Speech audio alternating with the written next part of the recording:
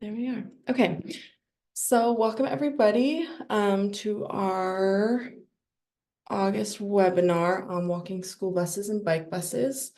We've had a little bit of a schedule change today, so we're gonna have Shawne be speaking about his experience with the bike bus. Lisette wasn't able to make it, so we're gonna instead, after we talk about the bike buses, we'll move into some breakout groups and be able to have a little more discussion around everything. So to start, Shawne has been running the bike bus in Tigard at Metzger Elementary for 2 years, going on to his third year. He is we're going to learn about the successes and the struggles of getting this bike bus going year to year and how they've been changing. He currently works for Cycle Oregon and is an avid bike rider, having sold his car years ago and committing fully to the bike commuting with his daughter. So we'll go straight into you, Shawne. Yeah.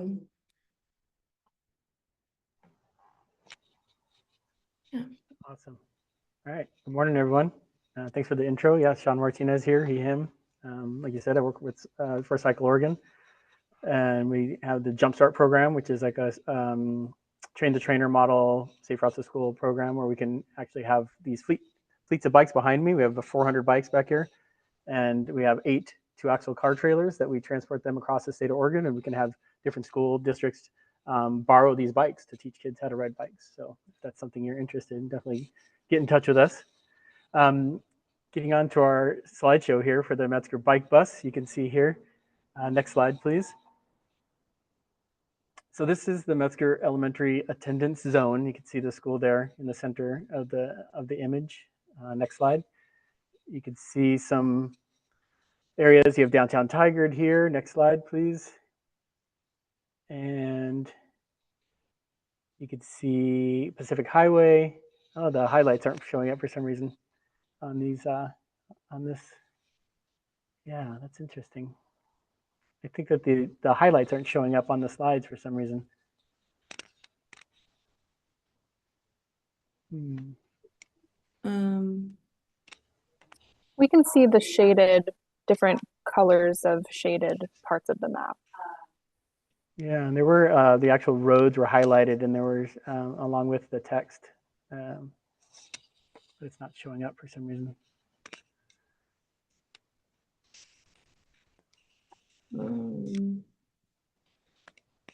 Well, okay, I'd say just keep rolling with it, Shawne. Okay. So you can look at the map and see that we've got, okay, so it's hard to see, but we have different ODOT facilities that are surrounding our school. So we've got Southwest Hall Boulevard is coming down on the east side of the street. Oh yeah, on the east side of the school. You've got Greenberg Road is on the west side, and then we've had some, let's do the next slide, please. So we've had 2 fatal crashes here on Hall Boulevard in the last few years, unfortunately.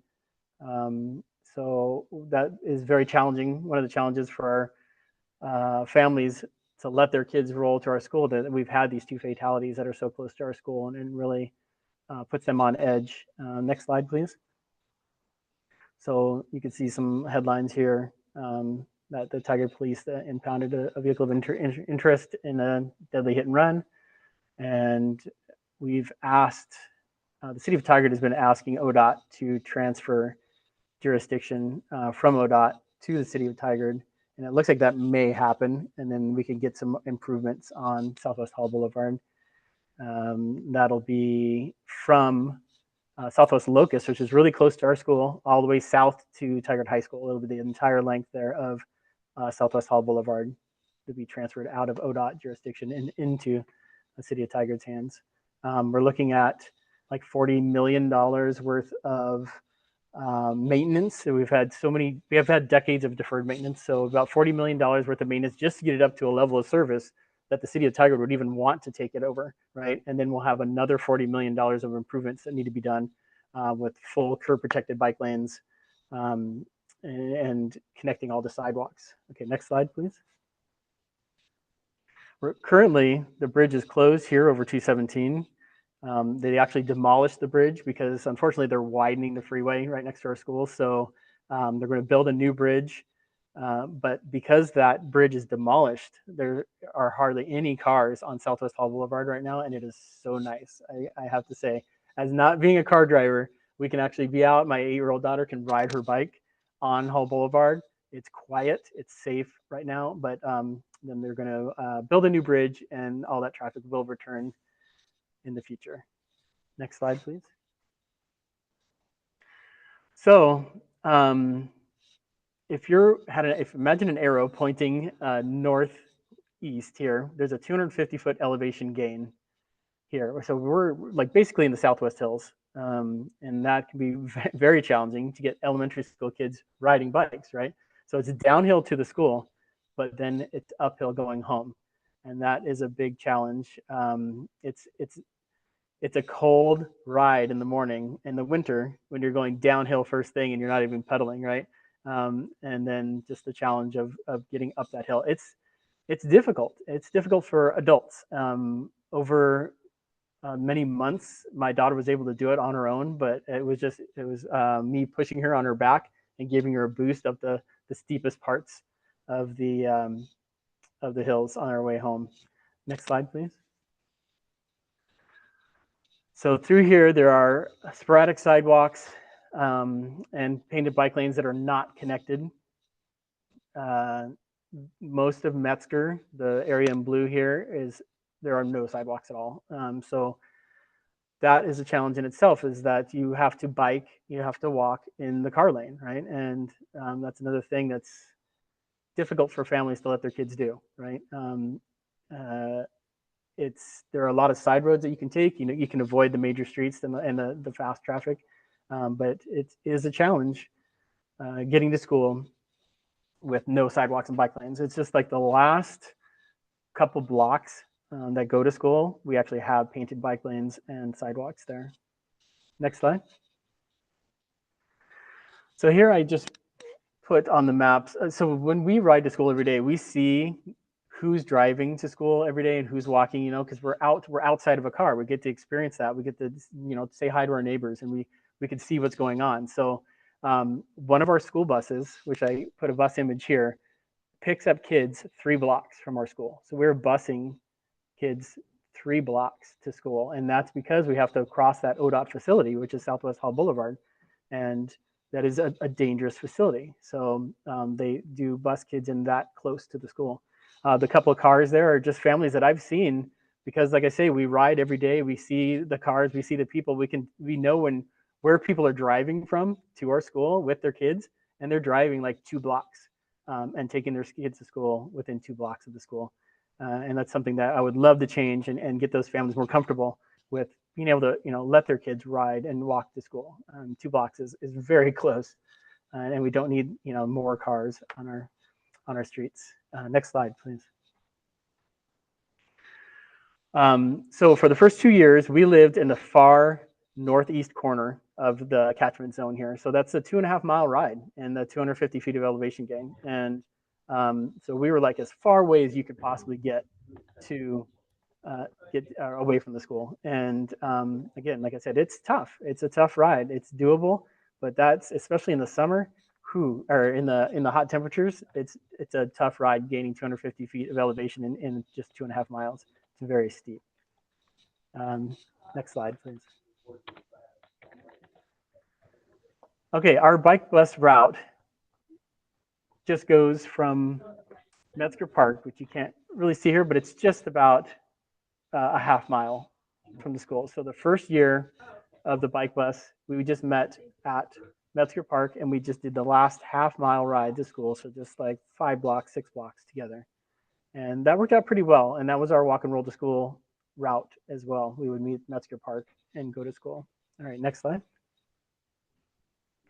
So this is one of our walk and roll to school days. So our walk and roll to school days are very popular. We have a huge number of families that attend. And I would love to capture this energy and have these families show up every day, right? And not bring their car every day. I mean, look at this. There's so many people here.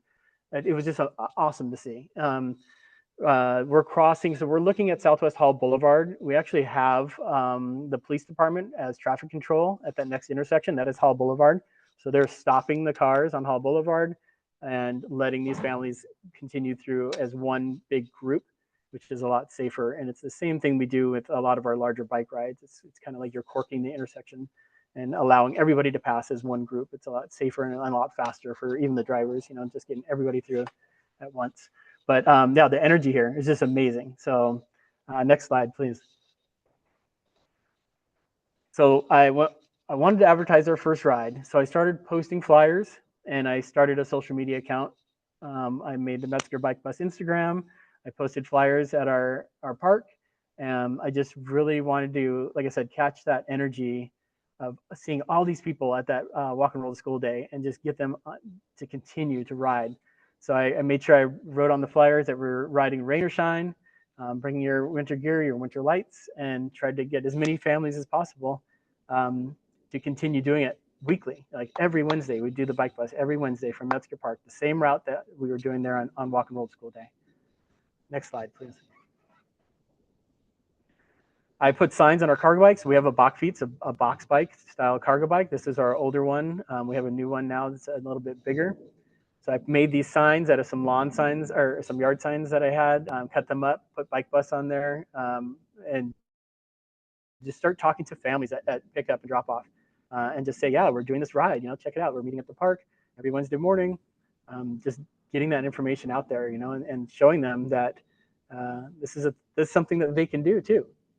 Next slide. So that first year, October, wow, we had a lot of families join us. And these are some pictures from our social media page. And it was amazing. We had some families were running next to their kiddos on the way on our bike bus. Some families were riding bikes, even in the rain and in the fog. It was really cool to see. You could see the kiddos on the right side there have everybody's got their gloves on and their rain gear. And you could just see the conditions the visibility is very low, but we still had a lot of families joining, and it was so good to see that many people interested in this. Next slide, please. Something I like to do on walk and roll school days is kind of decorate the bike lane symbols, right? And anyone that lives in Portland knows that we have some really cool bike lane symbols that ODOT or PBOT will decorate with different designs. So I just get sidewalk chalk out and just make it fun, you know what I mean? And decorate the bike lane symbols and put arrows and say like, good job, you're doing great, you're so close. The kids really appreciate that. Every time they see the bike lane symbols decorated, they're like, whoa, look at this, and just make it a little bit more exciting, a little more fun. You can see on the center image, we really have a good amount of people on our bike bus. It's not as large as some of the bigger bike buses in Portland, but pretty good for Tigard. Washington County is very car centric, so to have this many kiddos and this many families joining us was really cool to see. And you can see on the right image there, we're rolling into the yard and getting to the bike racks at our school. Next slide, please. So we had, let's see, the left image was, if anyone knows Mike Bennett, there's a local artist here in Portland, and one of their signs, they make a lot of slow signs for people's yards to say like slow down or all these different themes, but they have a bicycle zone sign. And so Mike Bennett actually gave us a sign to put in front of our bike racks, which was really cool. So we had that out near our bike racks, and the kiddos really liked that a lot. Another company that supported us and is awesome is the center image here is Cleverhood. They make rain gear. And you can see that specifically says bike bus, if you can see that on one of the patches. And they actually donated several pieces of rain gear that we raffled off at our bike bus and gave out to families. And they're just such a great company. And I'm so glad that they support bike buses all across the country. And you can see on the right side that's another Cleverhood that my daughter Eliza is wearing there. And she's got a blue one that she's riding in. Next slide, please. So winter is approaching, right? And so, I mean, we had on the left side here, you can see we had 10 bikes in the bike rack, even, as winter was approaching, which is really cool to see. I mean, these kiddos, some of them would show up without gloves on and they would have very cold hands. And I would say, okay, you got to remember to bring your gloves next time, and but that is another barrier that you can run into, is that like rain gear is not cheap. Good rain gear is not cheap. And, it's an additional expense on top of having to buy the bike, and then now you have to buy rain gear and gloves and, your helmet and everything. All these things add up quick. And so like I said, when I was able to raffle off some of those items of rain gear, was really helpful to some families. So yeah, winter's approaching. Next slide, please.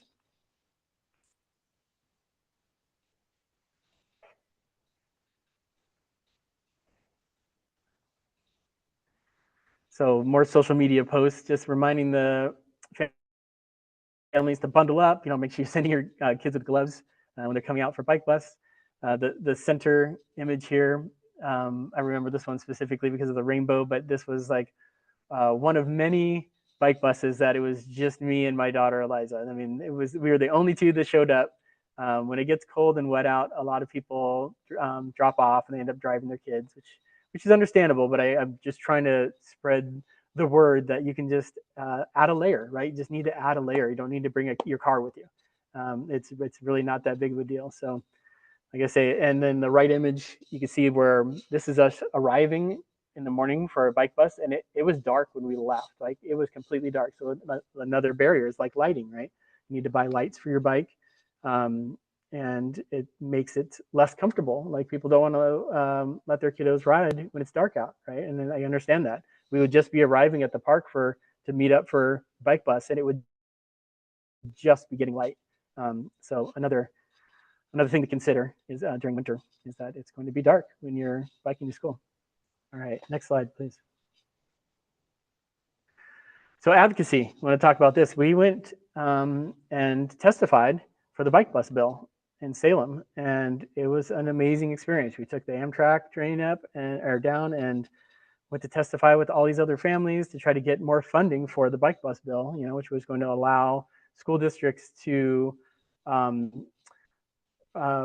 guess, redistribute transportation dollars and not just focus on busing, but also like bike buses and walking school buses, and to get incentives out to these families and not have to rely on volunteers so much, right? Like if we could pay our volunteers just something, a small stipend, a gift card, anything to get these bike buses up and going, it makes a huge difference. I mean, it's not the amount of time it takes to do this is not small. And yeah, if we could get some of those transportation dollars to go to supporting bike buses across the state, I think it would be awesome. The bike bus bill did pass, but I think it had modified a lot. And I think there's still some questions on whether or not funding is going to go to bike buses.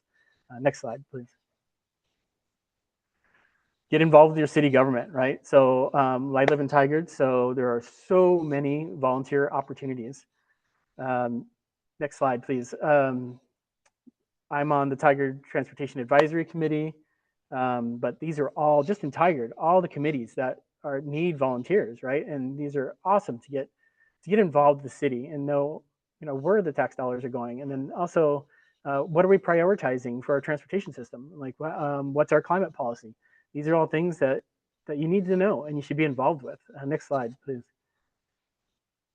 Here's the Community Budget Advisory Committee, right? And it's just, I was on the TTSD, that's with the school district. We had to decide, where our budget dollars were going to go. And I was really talking a lot in these meetings about transportation and trying to get people to think about transportation and not just buses, to think about biking and walking.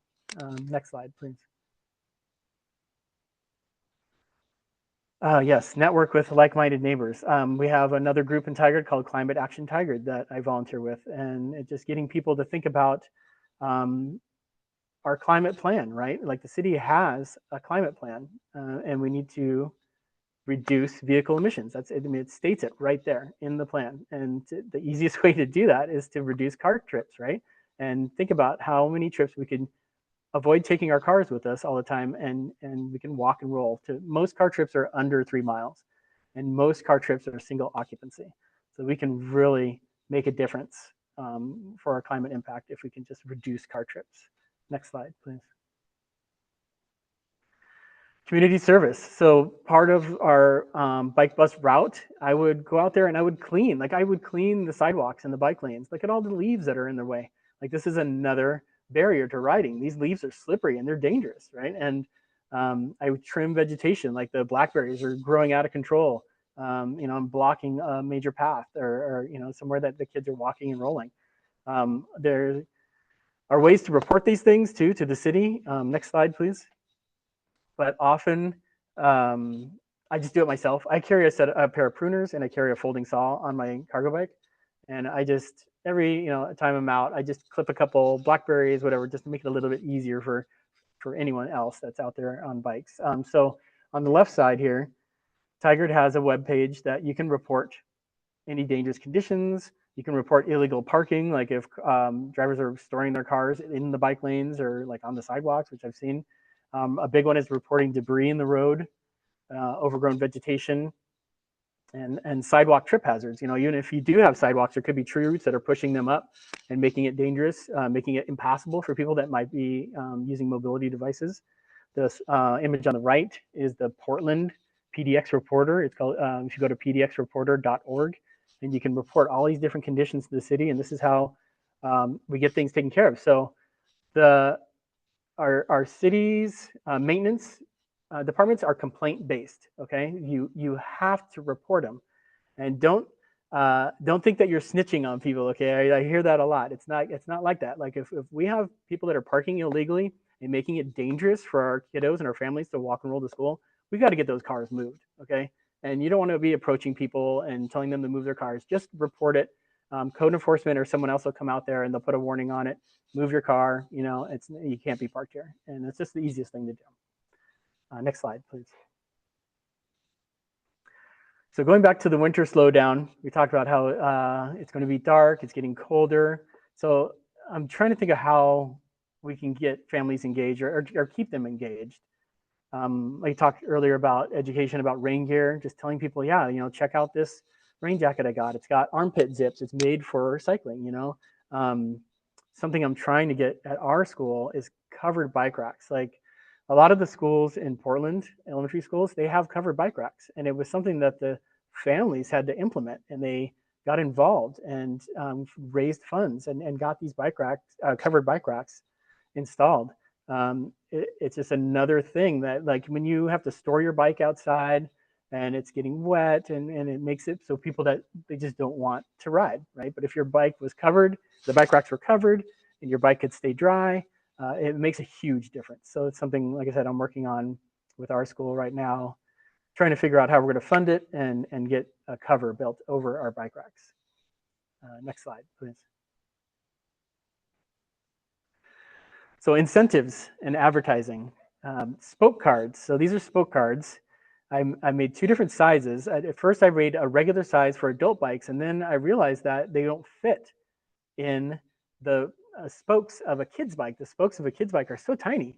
So I had to make some tiny spoke cards and hand those out to the kids. So next slide, please. You can see, if you don't know what spoke cards are, they go into the spokes, and it kind of is like an advertisement, or it kind of tells people where you've been or what rides you've been on. They're really popular in Portland for Pedalpalooza. Most of the rides give out spoke cards. So if you could make these for your bike bus, it's really cool. And it actually adds some visibility, especially when they're spinning around inside the wheel. It kind of makes it's eye-catching, right? It makes for something else to catch the driver's eyes when they're out there. So spoke cards are really fun. And not to be confused with putting a baseball card in the spokes to make the clicking sound, which a lot of us used to do. These just stay in the spokes, and it's just an advertisement. Next slide, please. Custom reflectors. So I found this company online called Nico Cycles, and they make these awesome reflectors that mount under your seat or on your handlebars. Next slide, please.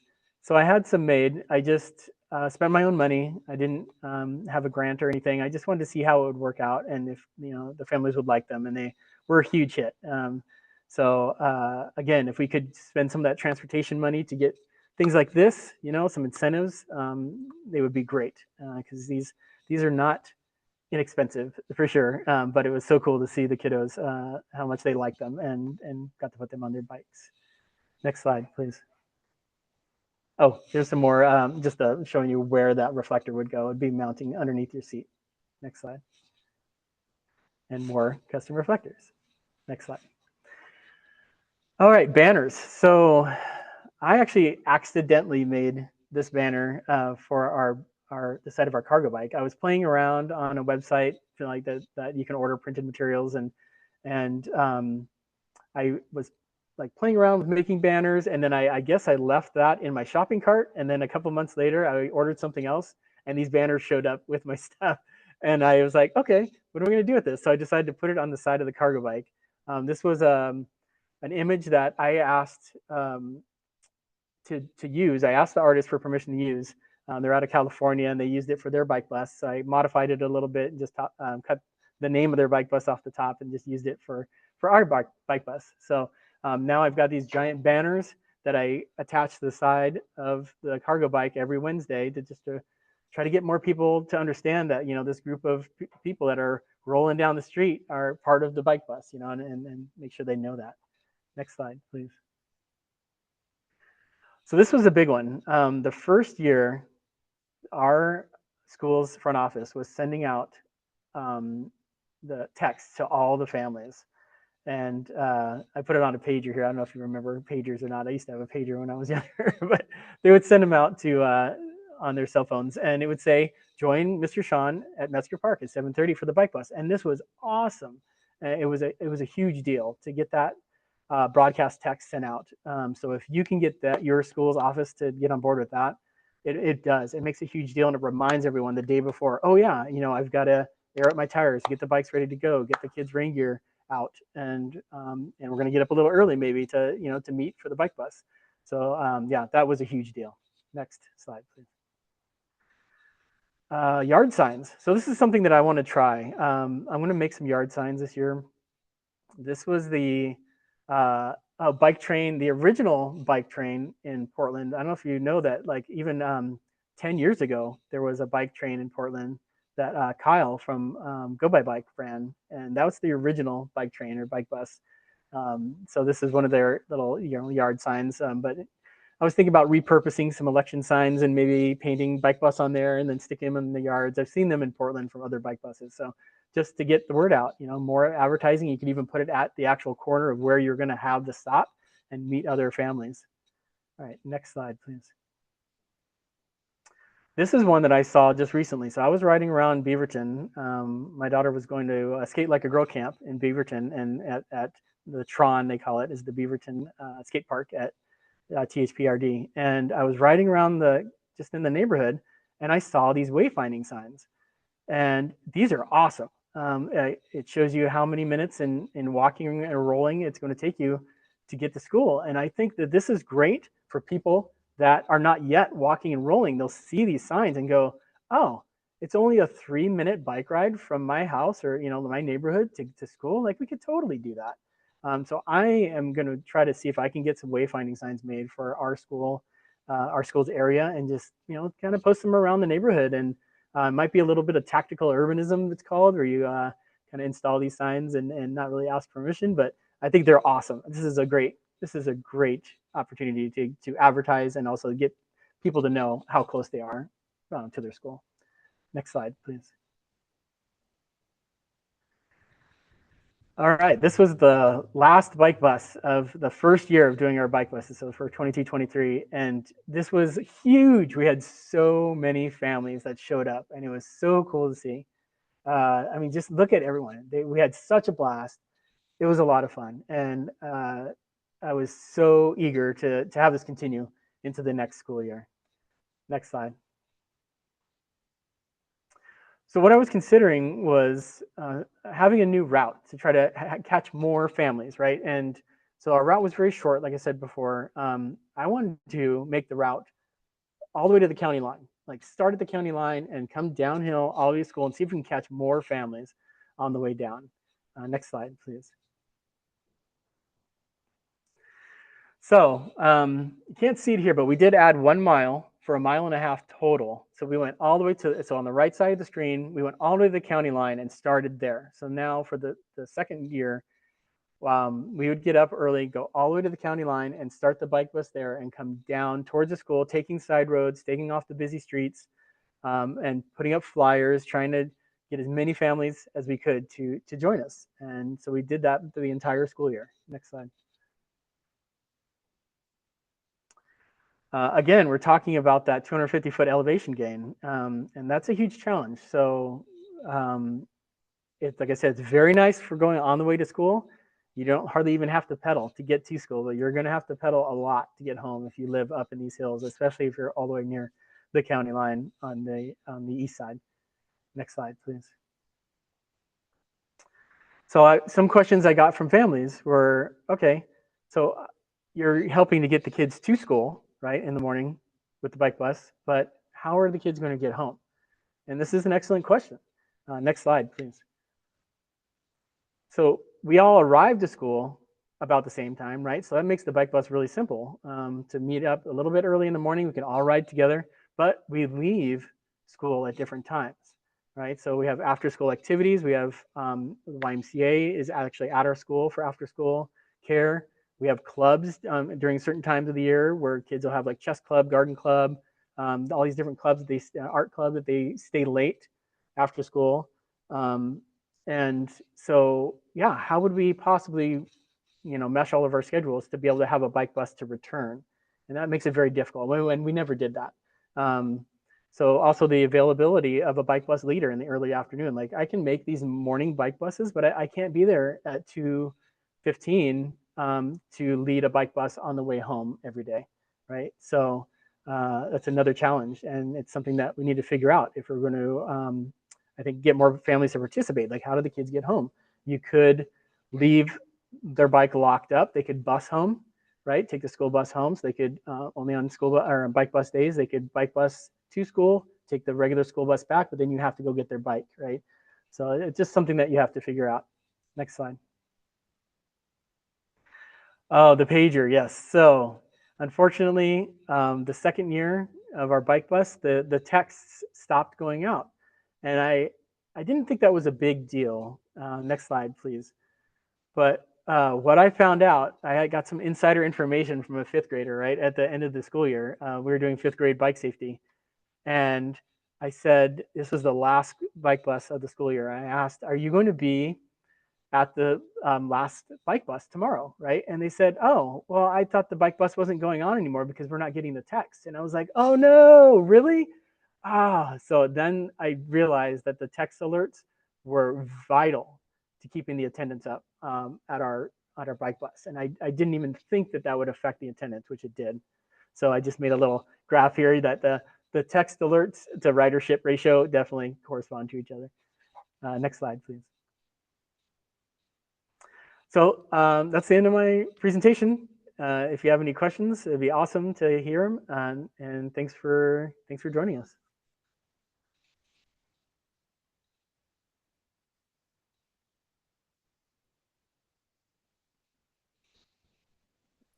There's a question from Noemi. Go for it. Yeah, well, part of my question you kind of already answered, like how do the kids get back home? Because like that's what I've been thinking about too. My son is 7 and we only live like also like 3 or 4 blocks away from the school. So I try to walk there with him. But I've thought about him riding his bike because that's something that incentivizes him more than just walking or doing the scooter. But then I think about how is he gonna get home? Because he like either rides the school bus to his grandma's or the after school care bus to their site. Have you spoken with any parents on how they went about and doing that, and also like when you were meeting at the park, did they meet there with their bikes or did they drive there and then drive their bikes to the school? Yeah, so on Walk and Roll to School Day, a lot of families would drive with their bikes to this park and then participate. But on the bike bus, we only had like one family that would drive their kiddo and their bike to the park to meet us. But that's because they actually lived pretty far away. They lived out of our catchment zone. But we did have a group the first year of school, or for first year of bike bus. We had some families that did ride bikes, and they were there at 2:15 for pickup every day, and they would ride back to the park and just hang out at the park sometimes. So that was a good option. And then maybe their family would meet them at the park, and pick them back up from the park. But it wasn't something that I could commit to like every Wednesday. I couldn't be there every Wednesday to do that. But yeah, it is. Oh, something else that I saw was that if some of the families would have like a cargo bike, or they had a trailer behind their bike, if they rode with us in the morning, and they would actually put all their kids' bikes back like into their trailer on their bike and bike the bikes home. And then I think the kiddos would take the bus home. So that's another option.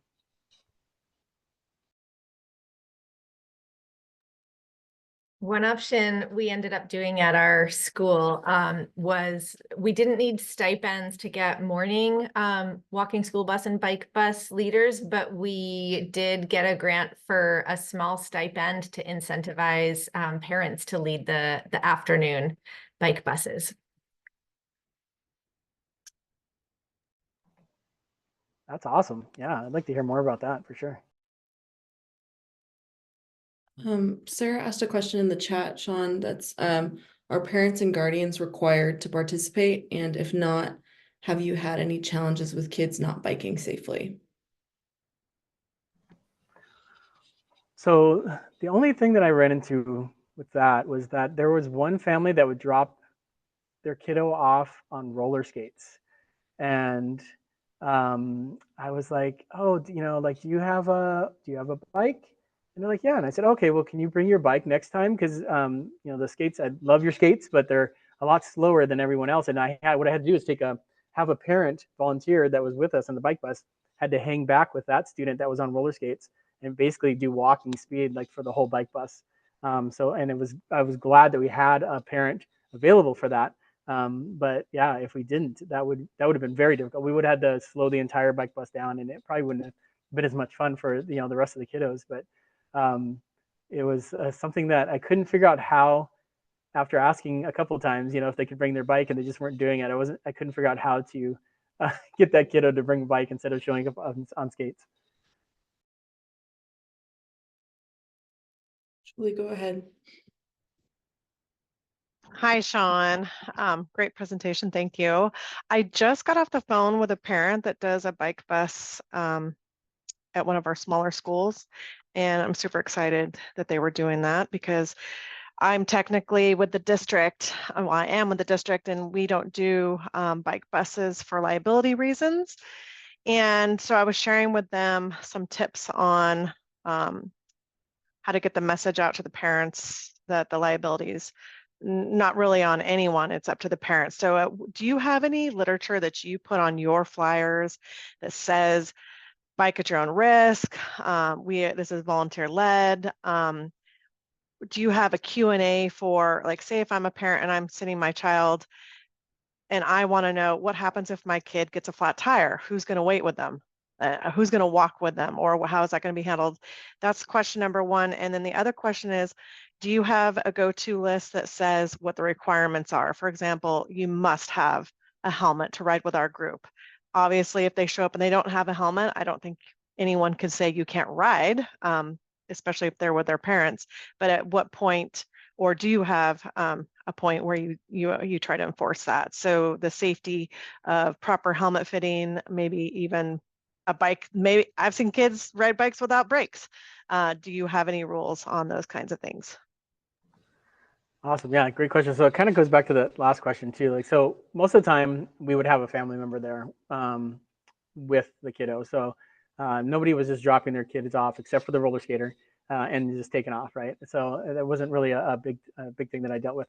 I do not put any kind of notes or anything like that on any of our flyers. That's a good question. I saw that recently somewhere on another social media post. It might be a good question or a good idea to do, for liability. But what I do is I actually have insurance on my cargo bike. So the only thing I could think of to do is get an insurance policy on my cargo bike, right? And it's specific. It's from Velosurance. I jumped or I bumped the liability up as high as it would go for bodily injury and property damage. So if something were to happen, if like specifically with the cargo bike, and there was some kind of a crash or something, that at least that's covered. So I think that's a good idea to like talk to your insurance agent, and see if you would even be covered on something like that, or if you have to get a different policy. But yeah, great questions to put that literature on there. And as far as having someone or if a kiddo got a flat tire, like I said, most of the time we had family members with us, so they would have to they would deal with that. I'm sorry, did I miss the third part of your question? No, I think that covered most of it. Okay, cool. Thank you. I think that kind of maybe touched this and maybe skirted around it, but someone asked directly, are there waivers that you've ever had people sign? And I guess we could also open that up to other folks in the group that have, I know Amy said that they did have parents sign waivers, and so maybe to speak a little bit more about that experience. Yeah, specifically for our bike bus, I did not have a waiver, and I didn't have anybody sign anything. I wasn't, so I actually did work at the school very part-time in the first year, but I didn't in the second year. So I don't know if that really matters or not, but yeah, I never had a waiver or any kind of form that you had to fill out to participate. Some of our schools have done waivers, just also to like establish that the school itself, to both establish that the school itself and also the district are not the official organizers of the bike bus or walking school bus. And so we had waivers with all the safety like rules and requirements, had a lawyer look at those. It was some of those were a few years back now, but it definitely, I think, answered some questions and put the principals' minds at ease a bit. And they specified that it was, some schools would say that that this is happening under the PTO, and some would say that it's an informal, non-school sponsored activity just organized by parents. Do you have those forms that you could share in the chat by any chance? Yeah, I can look it up. I don't know if they're on this computer, but let me give it a try, and I'll add it to the chat if I can find it right now. Thanks. If not, I can email it afterwards. Thank you. That would be awesome.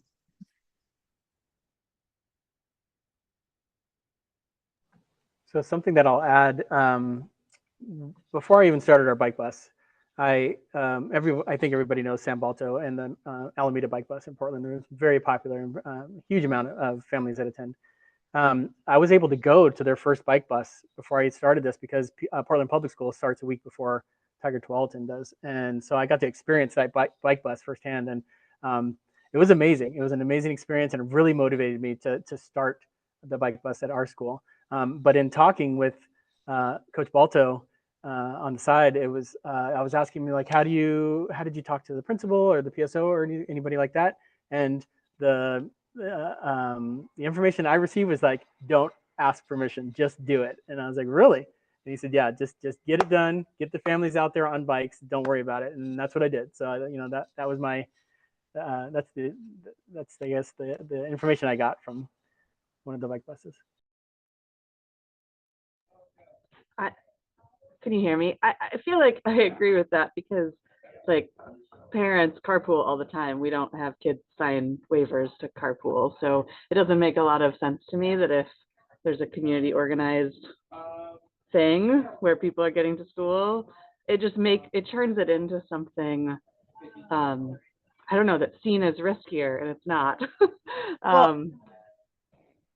Laura, speaking about the carpooling, I just wanted to mention something about that. The difference that I see, especially from the district point, is we're not organizing that. That is completely something that naturally happens with families. I don't think that they're hooking up with strangers to have kids carpooled, whereas this one would be organized by someone.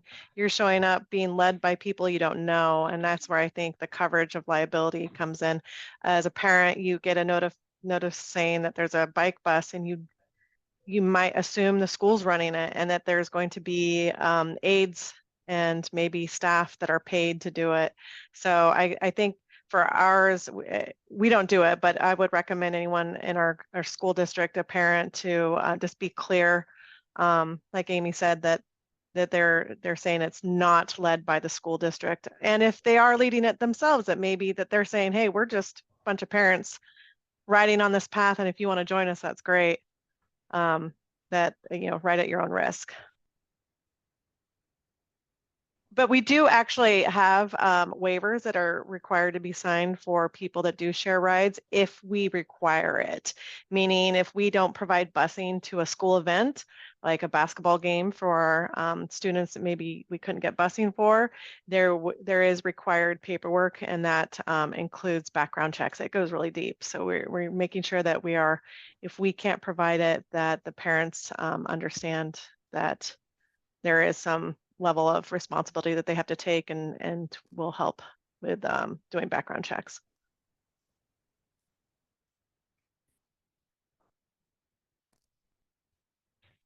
I just added the waiver. This was one we used about 12 years ago now. But I just added a link to it. So I would recommend not just sort of taking this at face value, since it, we hired a lawyer back then, but I would just recommend that everyone get their own legal advice. I'm just sharing this as sort of a point of reference. And I can make sure to include that in the follow-up email after this. That'll include the recording and everything. So Thank you. yeah, thanks for sharing that. If anyone has maybe one last question, and then we'll move on just to kind of wrap this up, because we only have about 10 minutes and we have some resources that we wanted to share. So does anyone have any last questions for Shawne? That's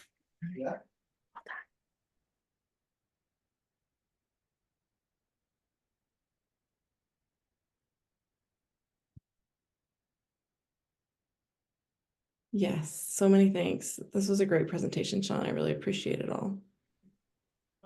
And someone's asking for the link to the custom reflector. So if you can, I can pass that out too if you send that to me.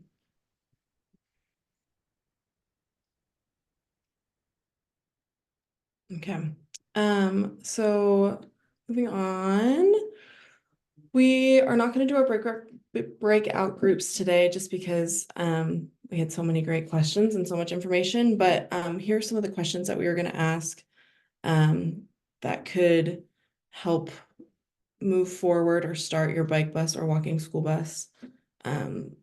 Thinking about what excites you about both of those things and what the benefits to your specific community could be, challenges that you faced or you expect to face within your specific community. Shawne did a great job of pointing out all of the geographic barriers for the elementary school he's been working at, but other schools will have different barriers to look at. And then also important to think about the goal and the vision and of what you want to get out of the walking school bus or bike bus that you're hoping to start.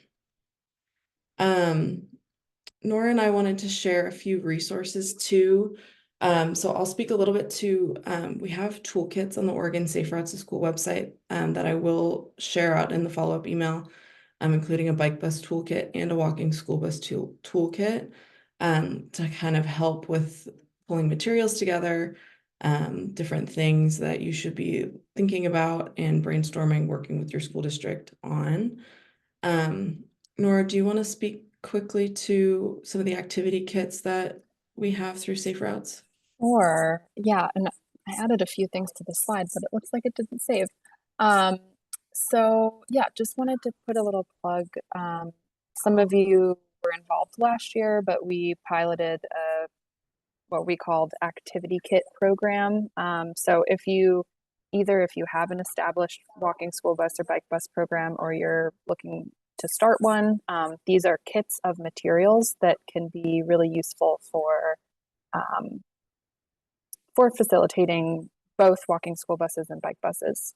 So they include things like front and rear lights to be used during the bike buses, and then put back, everything's in a backpack.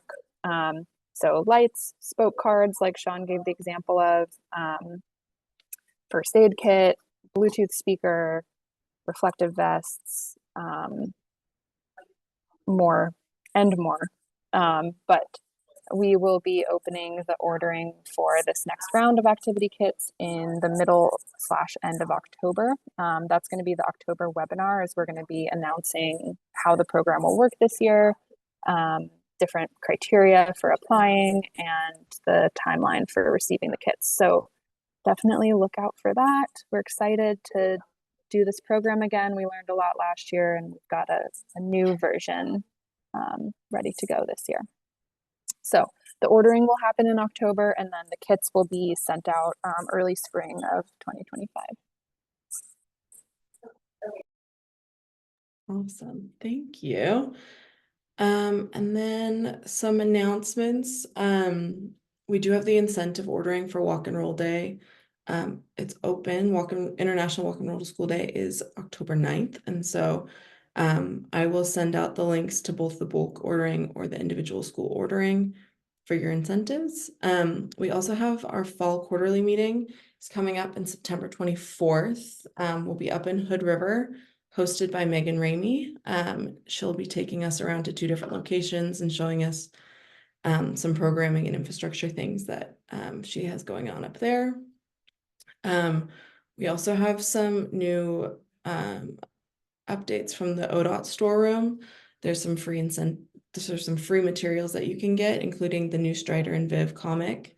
That could be great for your Walk and Roll Day as well. And then Nora, did you have a few other announcements? Yeah, again, I added some things here that didn't make it on. So another thing to look forward to this fall is we are doing a third equity. We've done 2 half-day equity trainings, and we are hosting a third in October called Interrupting Ableism. And the date is still kind of not 100% finalized, but we think it's going to be October 2nd in the morning. So we will know very soon, within the next week. So yeah, look forward to more info on that shortly. And then also just wanted to mention that the next webinar in September is going to be focused on creative uses of school district transportation funding. So it's a nice follow-up to this. Shawne mentioned some of the ways that he was advocating for district transportation funds to be used for bike bus leaders. And so, yeah, this webinar will explore that topic and provide some examples. So that's September 17th. Yes. Yeah, thank you. All right, well, thank you all so much for being here, and a special thanks to Shawne for sharing all of his wonderful knowledge about his bike bus.